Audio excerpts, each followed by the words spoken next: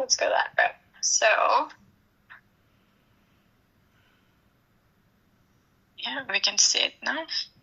Perfect. So the first permanent resident pathway that I'll be speaking about today is the Atlantic Immigration Program. So this is available for candidates anywhere in the Atlantic region that have a job offer from an Atlantic employer. So the occupation itself has to be within the tier 0, 1, 2, 3, or 4. But similar to what I mentioned before about language requirements, if you were outside of Atlantic Canada, it's rare to be able to find a permanent resident pathway that includes that 4 tier. So this can be a great opportunity for Atlantic candidates. That's why we've actually seen our population increase, is because we all of a sudden we're on the map for having a permanent resident pathway that addresses a lot more labor needs. So this is a great opportunity, and this is also one of those permanent resident pathways that I mentioned that also has the opportunity for a candidate to receive an LMIA exempt work permit, which again would allow the candidate to work for the employer or continue to work for the employer while they wait for their permanent resident decision to be received. The way that this program works is it's a lot of legwork on the employer. So I normally like to say, really have an honest conversation with the employer about wanting to be supported through the Atlantic Immigration Program, see if they are open to it. Some employers have already gone through the process before, so they might have already done some of the paperwork. And these employers that participate in the program all are called designated employers. So essentially what they had to do is send an application to their local province, their provincial government, to say, we'd like to participate in this program. We've been active in the Atlantic region for more than 2 years. This is our business registration number, etc. Once the province comes back and they say, great, you're more than welcome to participate in this program, these employers will go on a designated employer list. So this is available on the provincial government's website. But we do always like to caveat that just because they're on that list doesn't mean that they're still hiring, nor will they necessarily be open to supporting you for permanent residence right away. So I like to say, just find a job that maybe matches your skills, that you like working for the person, and build a relationship. And they will want to invest in you and say, we'd love to hire you long term. We'd love to see you have permanent residence, and they'd be willing to go through that process for you. So once the employer has become designated, they might identify that, there's a great Ukrainian national that they'd like to support. At that point in time, they'll go back to the province one more time, and they will request for an endorsement. This endorsement certificate will be issued to the candidate so that they can submit their application for permanent residence as well as a work permit. At a later date, of course, they'll receive a decision on their work permit application and their permanent resident application. And of course, once they receive permanent resident status, they can work for anybody in Canada and have all the same rights and freedoms as a Canadian citizen for the most part. What I do want to highlight is being an employer that's supporting candidates through the Atlantic Immigration Program gives them an added opportunity for client service at IRCC's levels. So like I said at the very beginning of my presentation, I'm part of the outreach team. So we're part of the folks on the ground that are giving the immigration information sessions to employers. We're often meeting with them one-on-one, but for the most part, we sort of send them on their way and say, you guys are equipped, you can come back on occasion for questions, but we won't be able to provide ongoing support.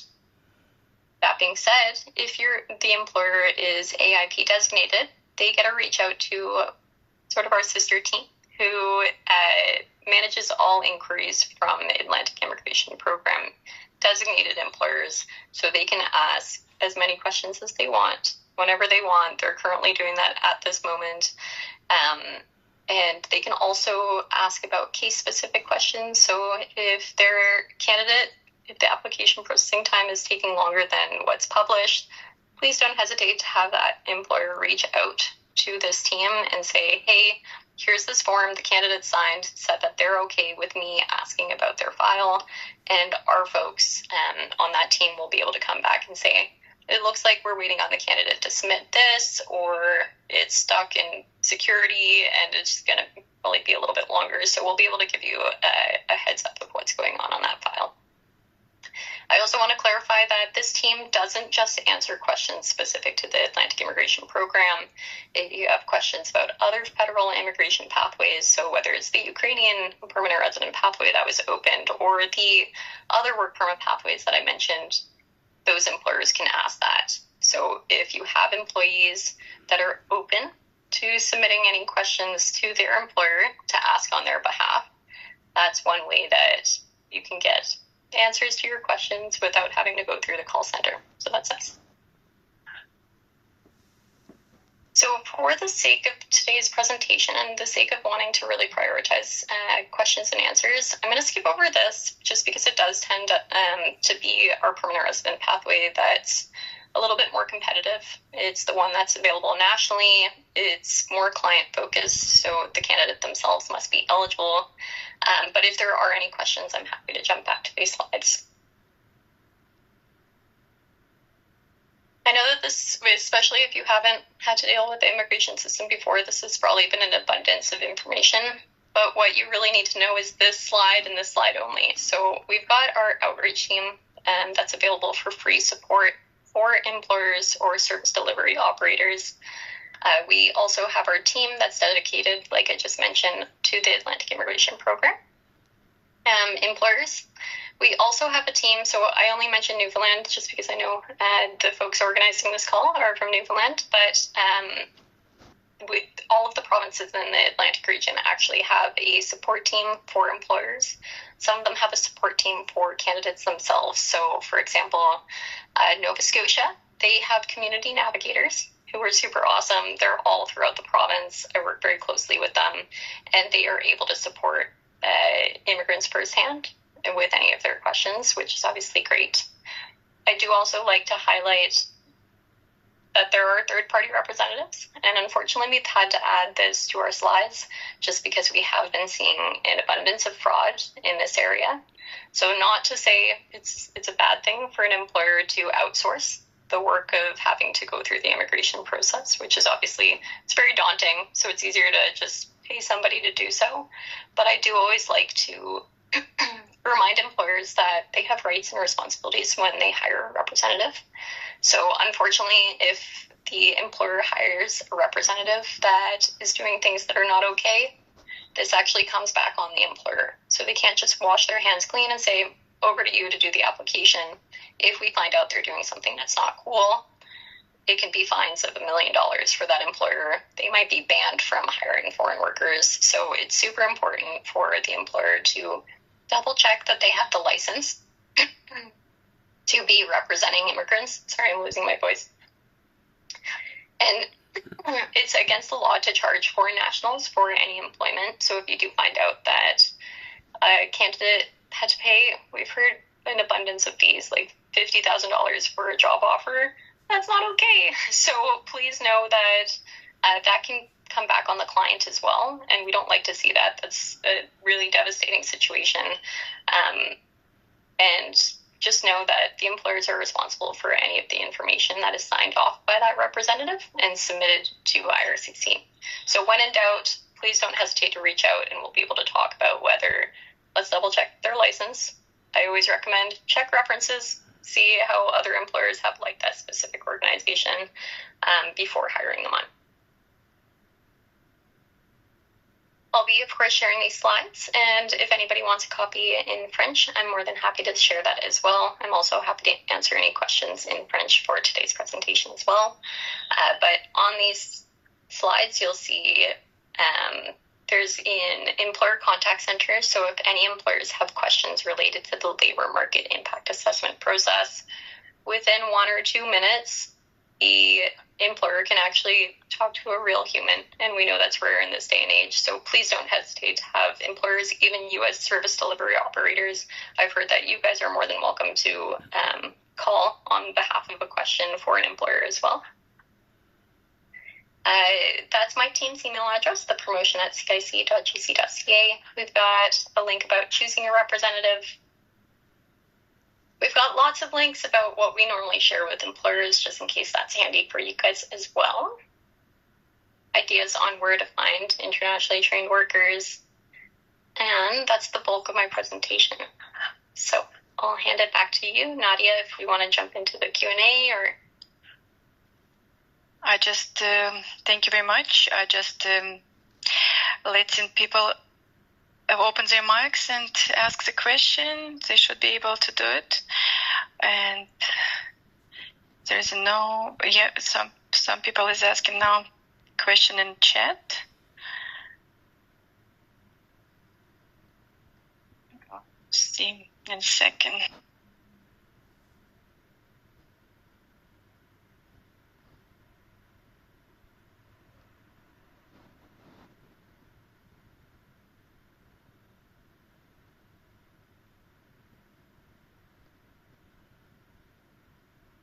Yes, we have Vasini.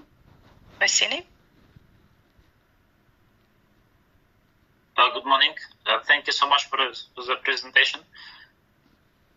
And so Ukrainians have great opportunity to have open work permit, but we have one letter from the social worker from shelter in Moncton. I even don't know the nationality of the client because we were helping online, everything, like searching for information. If you know, of course, thank you so much for sharing details. For future, we may use that phone. So what was the situation that one man came with closed work permit and something went wrong with the employer and he lost the job and spent all money and ended at shelter. So maybe you know what to do in such extraordinary situation. We were searching for free service, lawyer. So, for example, with New Brunswick University, they have clinic free of charge. They don't charge money.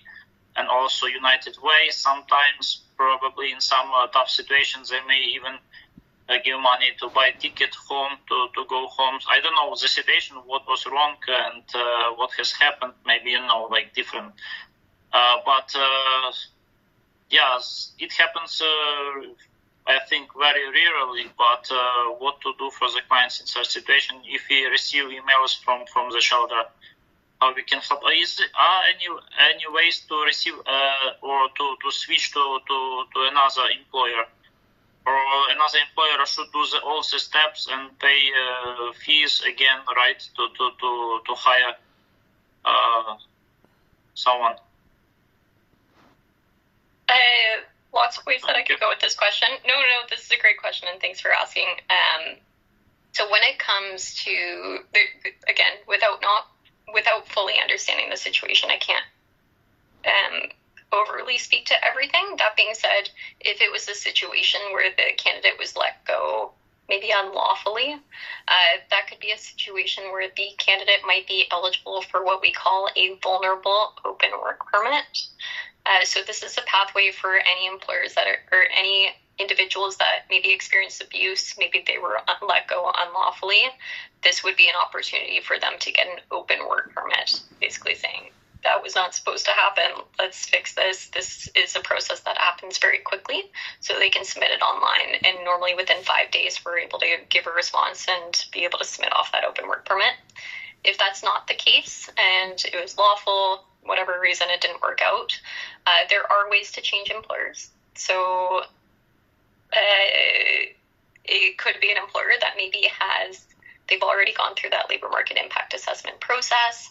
They have a labor market impact assessment where they can right away start supporting them on to submit a new work permit. So I can send Well, thank you so much. Thank you.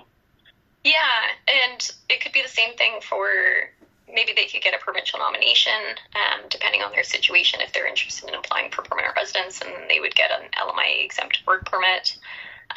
There are also there's a new policy in place where the candidate can start working for the new employer within 10 days. So they would need to request this at the time of their work permit application. But as long as they receive that response, which normally takes about 5 to 10 days from IRCC, they can begin working for the employer even before they received a decision on their new work permit. So I'll drop some details about that in the chat. Well, thank you so much.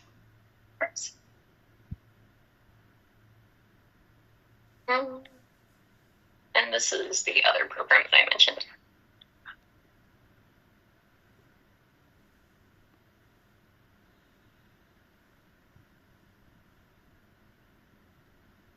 I see a message in the chat from Ricky. Hi, Ricky. It's nice to see your name pop up. The Ukrainian-specific phone line, I believe that we are no longer servicing it.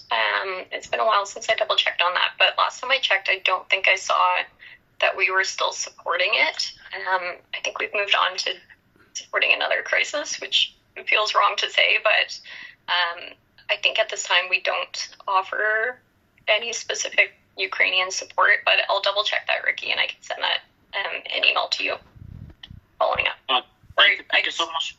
Thank you so much again. So thank you for sharing that very valuable information. I will send back the letter to the social worker because, well, frankly speaking, I was searching and didn't find it.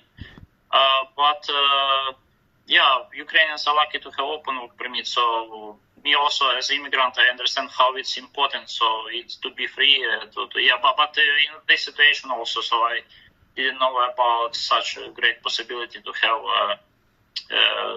new options, how to say, like if something goes wrong, to be prepared, right? Thank you so much again. Yeah, my pleasure. And again, if there's any follow-up questions following this, well, I don't work directly with the individuals. If it's more general questions, I'm always more than happy to answer them at my email address, and I'll pop that in the chat as well. Yes,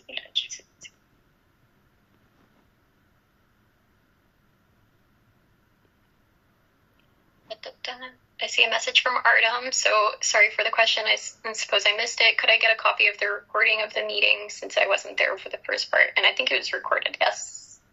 I accidentally recorded, but sorry, I just canceled it. We usually don't record information, right? Because it's all the information always updated and changing. Sorry about it. So we can't share the recording of the meeting. But I will be happy to share a copy of the PowerPoint. And again, if you have follow-up questions. Thank you.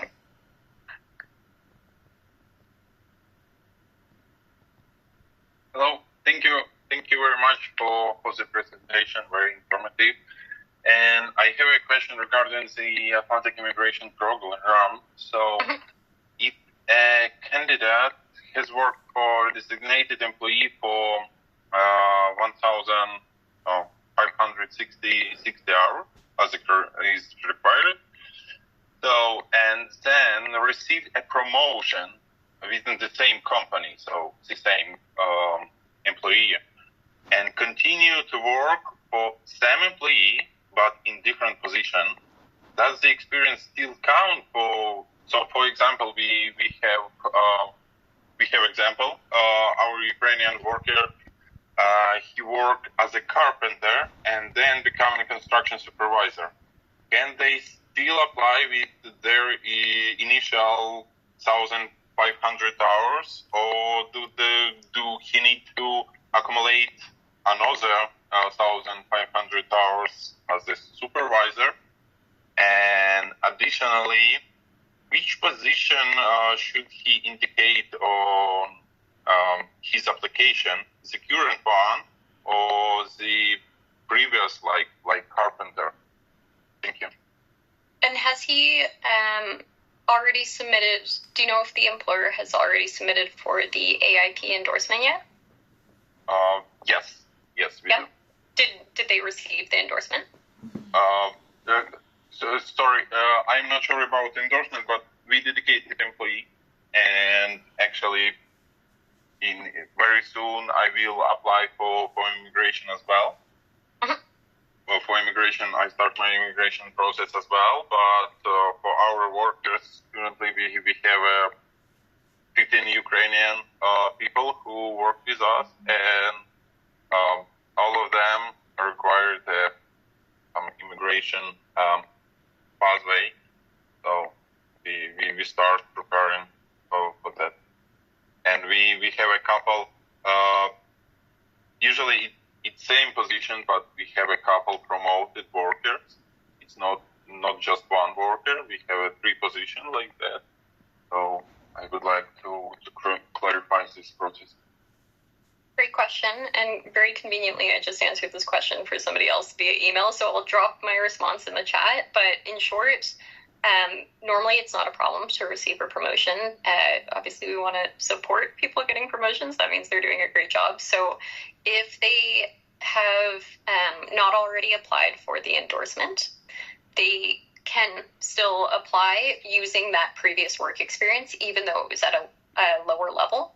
Our concern is if the work experience was at a higher level and they were receiving a lower level job. So since that's not the case, they're receiving a higher level job offer, that work experience would still be eligible. So that's the good news. If it's a case where the endorsement was already issued, this is a situation you'll need to talk with the province and just validate with them that they have no concerns. Most likely they'll issue a new endorsement. And if, again, everybody wants to support the promotion, so assuming it's still eligible for the program, which it sounds like it would be, just notify the province. After that, once you have the green light from the province saying they have no concerns with it, the candidate can update IRCC with that information.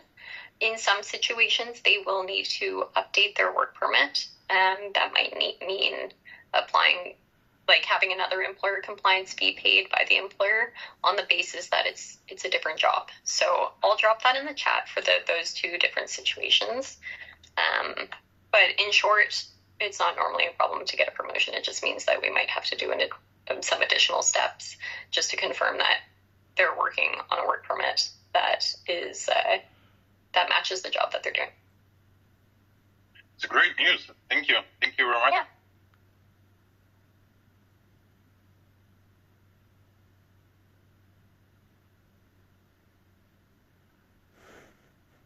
While we wait for more questions, I'll just mention something you guys will probably see a lot is for candidates that might hold what we call maintained status. So this would be for any candidates that currently have a work permit and they need to extend their status and apply for a new work permit.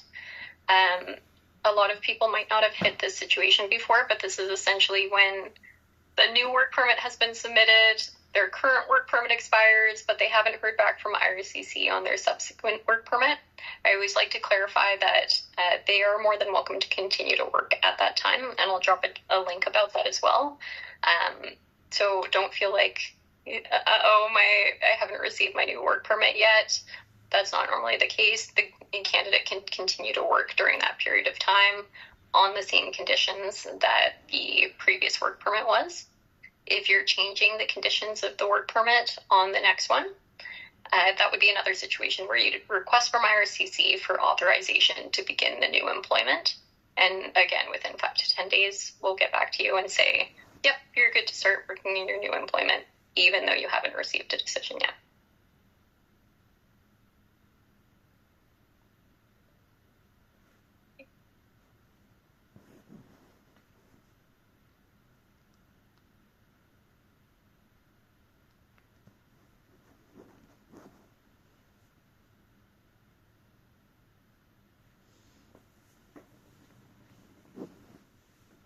I'll continue to fill in the silence. I'll also mention the permanent resident pathway that might be of interest to you guys that we didn't speak about today is the provincial nominee program. So all of the different provinces and territories have their own specific permanent resident pathways specifically to address their provinces or territories' labor needs. So a lot of times that can be very beneficial if you have individuals that have tier 5 positions.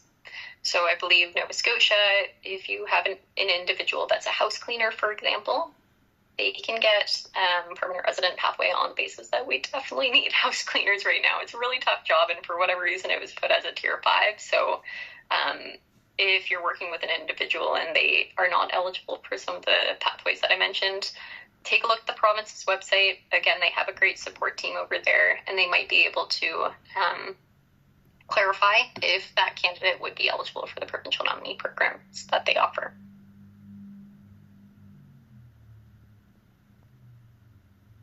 Okay, I see a question from Artem. So I have a case to ask about. So I sent a request on February 24th to extend my work permit, which will expire in June of 2025. However, I haven't received a response and my application appears to be pending. What options do I have? Should I wait or should I send additional information? Any advice would be greatly appreciated. So I'm just taking a look. If it was in February 24,